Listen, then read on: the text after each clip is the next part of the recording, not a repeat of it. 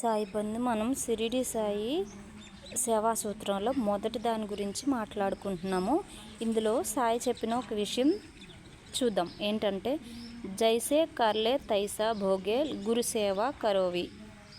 దాని అర్థం ఏంటంటే చేసిన దానిని బట్టి ఫలితం, గురుసేవ చేయాలి.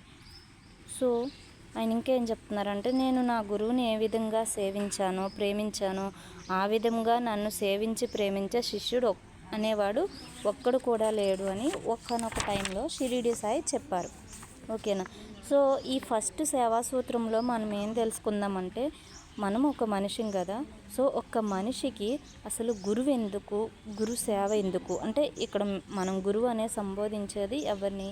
సాయి మనకెందుకు, సాయినికి మనం ఎందుకు సేవ చేయాలి అనే విషయం తెలుసుకుందాం. దీనికంటే ముందు ఏంటంటే, మనం ఎన్నో జన్మల్లో పుణ్యము భాగ్యము గురువుతో రుణానుబంధం ఉంటే తప్ప గురువు అనేవాడు మనకు లభించడు.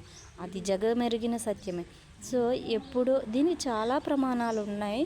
ఆ ప్రమాణాల్లో కనుక మనం పారాయణాల్లో ఇంకేమైనా షిరిడి సాయి సచ్చరిత్రలో చూస్తుంటే 60 సంవత్సరాల జీవితకాలం మనం నిదర్శనంగా కనిపిస్తుంది. అందులో ఏంటంటే, సాయిని ఎవరైతే సేవించారో వాళ్ళందరూ కూడా ఎన్నో జన్మల నుంచి సాయితో సంబంధం ఉన్నవాళ్ళు.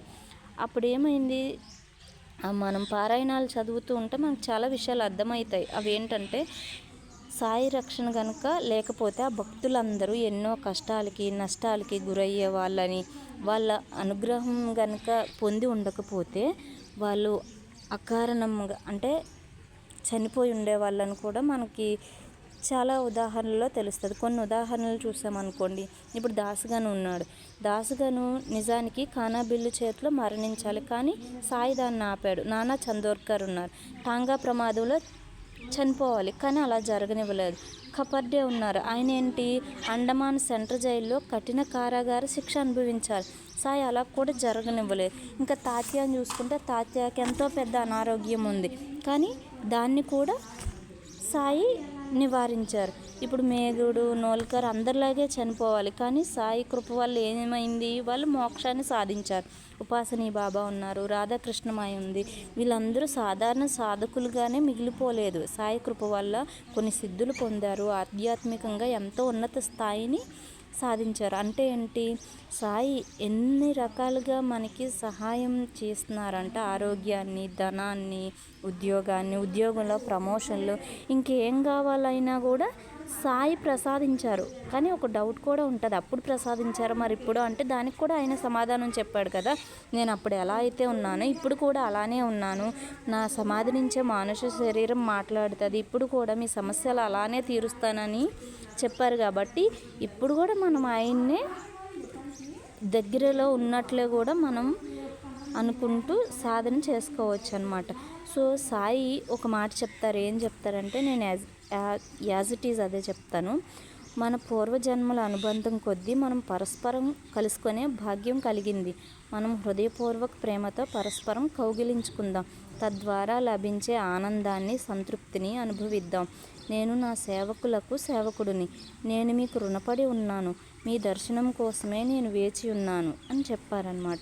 అంటే దీని నుంచి ఏంటి, సాయి భూమి మీద అవతరించడానికి కారణం ఏంటంటే, ఎన్నో జన్మల నుంచి భక్తులతో ఉన్న రుణానుబంధమే, భక్తులు ఆయనకి చేసిన సేవే.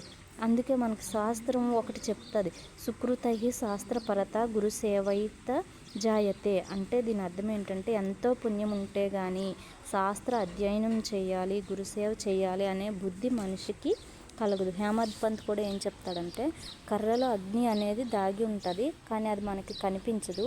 కానీ ఎప్పుడైతే దాన్ని రాపిడికి గురి చేస్తామో అప్పుడు అగ్ని బయటపడుతుంది అని చెప్తాడు. మనకి సాయి కూడా అలాంటి వాడే. ఏంటంటే అగ్ని కర్రలో ఎలా ఉందో సాయి నిగూఢంగా ఉంటాడు. మనం ప్రేమించే కొద్దీ, సేవ చేసే కొద్దీ ఆయన మనకి దర్శనమిస్తూ మనతో ఉంటూ మనకి చేయాల్సింది చేస్తాడు.